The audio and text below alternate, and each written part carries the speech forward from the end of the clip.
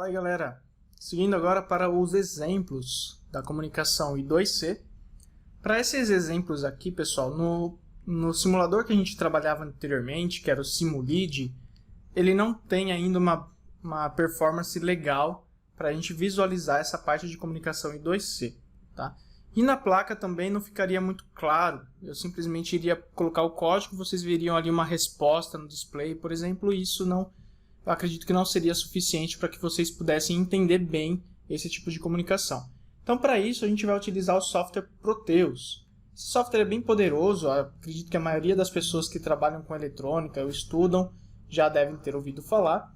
E aí vocês podem utilizar a versão demonstrativa, por exemplo, que eu vou usar aqui com vocês, tá ok? Então, a versão demonstrativa vocês podem baixar aqui a partir desse link. E ela tem algumas limitações. Então, a gente não consegue salvar arquivos, por exemplo, tá? A gente pode abrir normalmente, tal, mas não pode salvar. E a gente não consegue fazer simulação de circuitos próprios de microcontroladores. Porém, a gente consegue fazer alterações aí de código em arquivos de exemplo, tá? Então, a gente vai pegar um arquivo de exemplo que já existe dentro do Proteus da versão demonstrativa, e a gente vai alterar o código do AVR que está ali. E a gente vai conseguir ver o funcionamento aí corretamente. Então, para abrir esse exemplo, vocês vão vir aqui, ó. Vocês vão seguir esse passo a passo. Vão lá no Proteus, File, Open Sample Project, e vão digitar aqui nessa janelinha a palavra I2C. Quando você digitar isso aqui, ele vai dar diversos exemplos. E um dos exemplos, né, uma parte aqui que é sobre AVR, é esse Arduino PCA 9555 I2C Expander. Esse exemplo ele é muito simples, porque ele tem simplesmente aqui um Arduino, que nada mais é do que o AVR que a gente trabalha, e esse dispositivo I2C, que é o PCA 9555. Ele é um expansor de I/Os, tá ok? Ele é um dispositivo aí que você consegue aumentar o número de entradas e saídas do microcontrolador, utilizando apenas dois fios, que nesse caso é o pino SCL e o pino SDA da comunicação I2C. Deixa eu fazer isso aqui no Proteus para vocês olharem. Então, eu vou vir aqui, ó, essa é a versão demonstrativa, tá ok? Então, eu vim aqui, ó, File, Open Sample Project, e vou digitar aqui em cima, ó, I2C, VSM for AVR e Arduino I2C Expander. Vou dar um Open.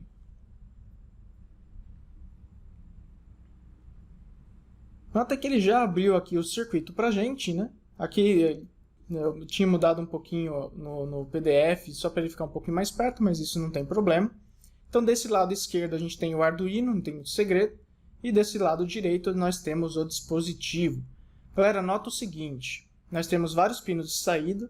A gente não pode modificar em nada o circuito, então eu não posso colocar alguns LEDs, nem outros botões aqui, porque isso não vai dar certo, tá? Ele vai dar erro na hora de fazer a simulação. Então, a gente tem que usar exatamente o que está aqui. A gente só pode inserir alguns instrumentos virtuais. Então, a gente vai inserir aqui daqui a pouco o I2C Debugger e também o Virtual Terminal, para a gente conseguir monitorar o que está acontecendo.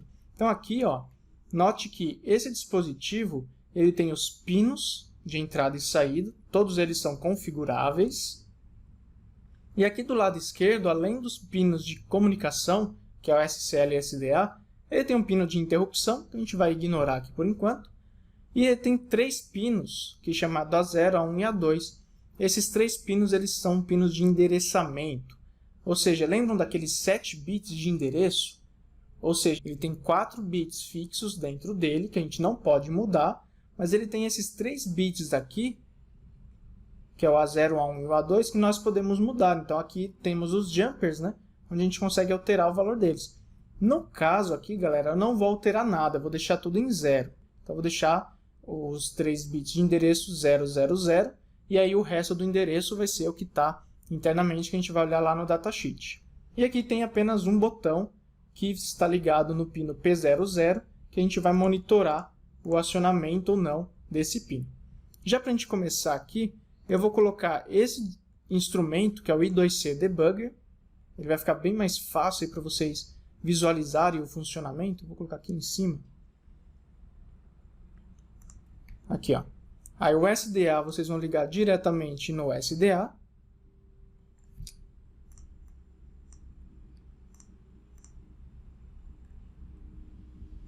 E o SCL diretamente no pino SCL. Não precisa fazer mais nada.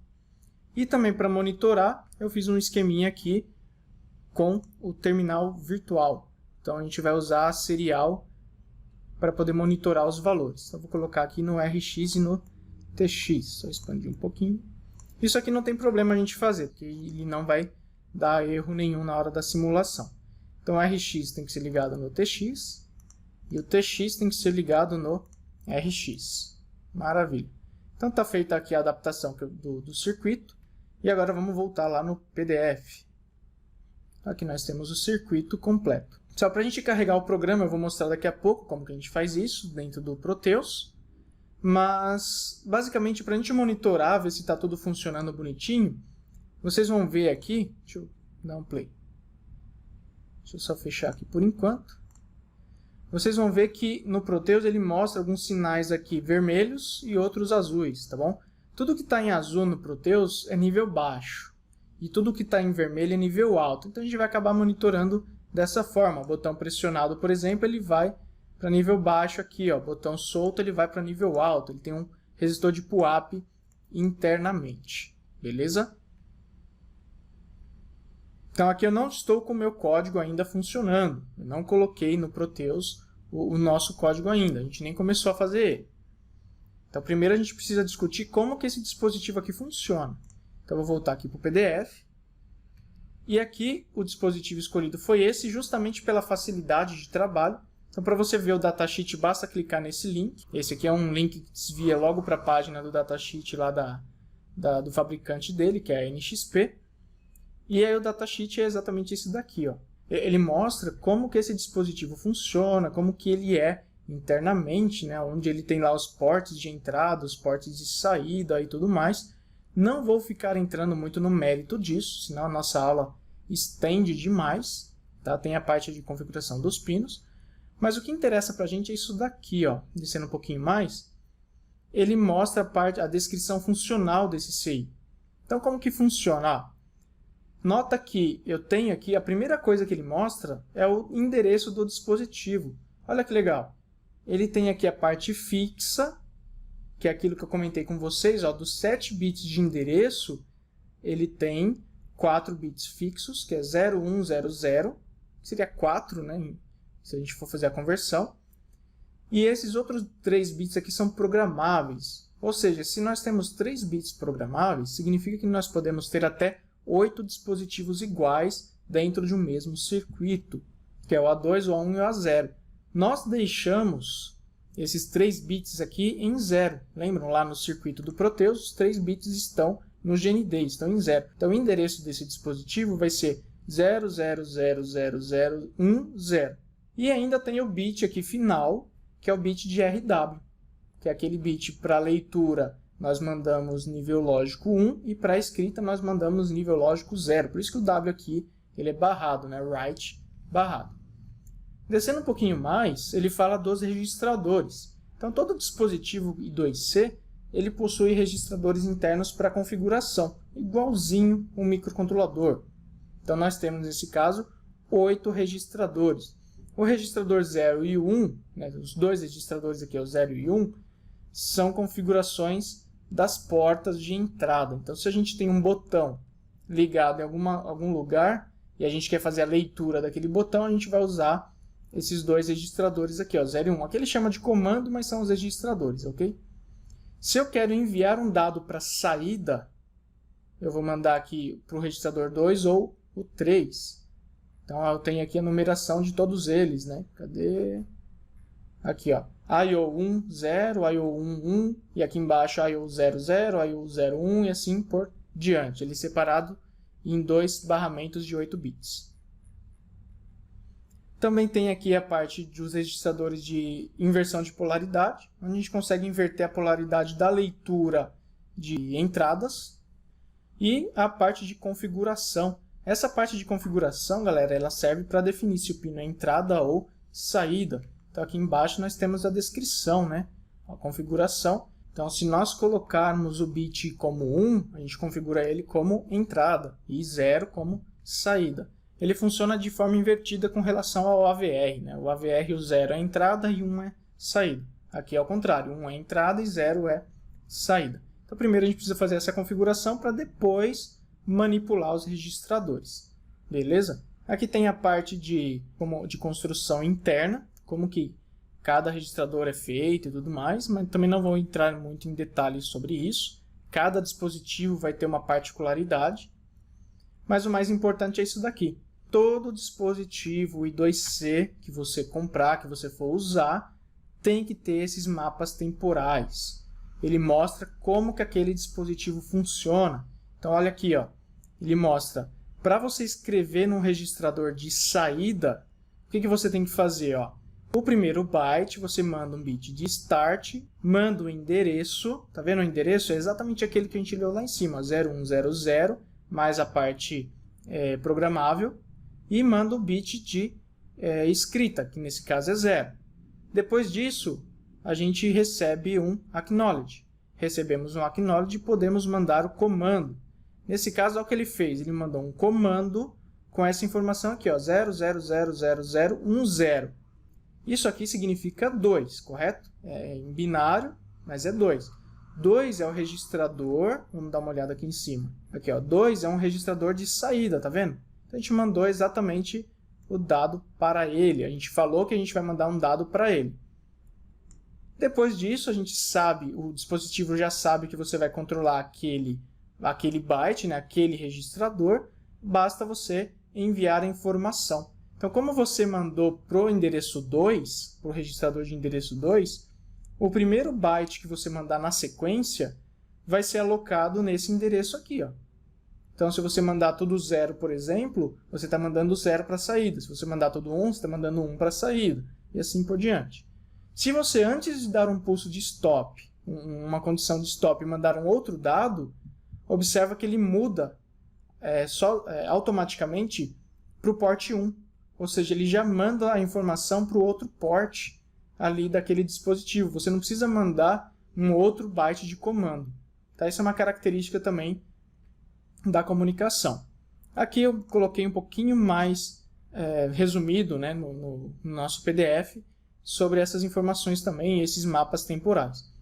Faz a mesma coisa para a escrita no registrador de configuração, né? Então ele manda a parte de start, depois disso manda o endereço, manda o bit de escrita, feito isso recebe a confirmação do escravo, manda o endereço, nesse caso ele mandou o endereço 6, se mandou o endereço 6, ele está falando agora com uma configuração de um registrador de configuração, e depois que ele mandar o endereço, ele manda o dado que ele quer, né, a informação que ele quer para configurar.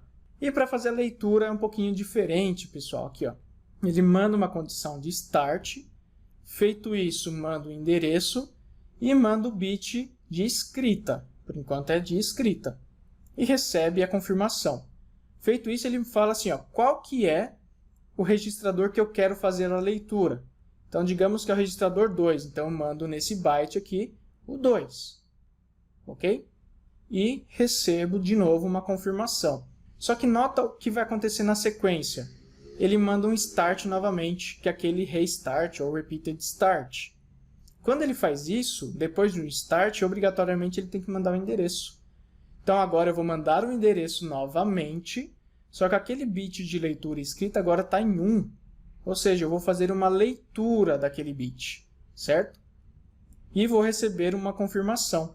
A partir desse ponto, o escravo ele já sabe que eu quero fazer uma leitura daquele registrador que eu mandei anteriormente. Ó.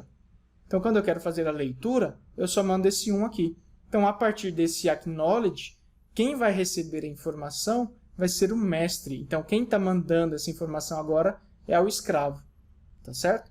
E a cada acknowledge que o mestre envia a partir desse momento, o escravo encaminha um outro byte ali na sequência desse registrador aqui. Então, se a gente começou no registrador 0, então o primeiro que você lê é o 0, depois da confirmação o 1, depois da confirmação 1, 2 e assim por diante. Até que o mestre envie um not acknowledge. um NEC.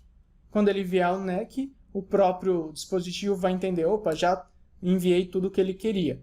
E aí ele envia uma condição de stop. Basicamente é assim que ele funciona. Vocês vão ver que ele tem bastante passo a passo, né? O programa ele fica um pouquinho extenso, mas no fundo ele é tudo muito parecido. Então não tem muito segredo. Então aqui a gente já tem o primeiro exemplo, mas para não prolongar muito esse vídeo, eu vou deixar para o próximo, tá ok? Então até mais.